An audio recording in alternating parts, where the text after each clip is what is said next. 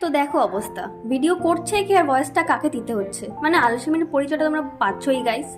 দীঘায় ঘুরতে গিয়ে ওরা ঘুরতে ঘুরতে চলে গেল একদম নিউ দীঘায়। আর নিউ দীঘাতে গিয়ে একটা নতুন জায়গা রিসেন্টলি ওপেন হয়েছে, যেটার নাম ঢেউসাগর। পাপার নাচ দেখে বুঝতেই পারছো যে কতটা মজা পেয়েছে ও। ঢেউসাগর হলো গিয়ে বেসিক্যালি একটা পার্ক, যেখানে কিছু কিছু রাইড আছে, বাচ্চারা গাড়ি চালায়, আর অনেক কিছু দোকানও তো অবশ্যই আছে।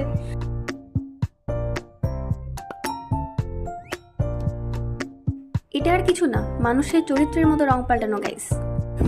যাই হোক, জোকস অ্যাপার্ট,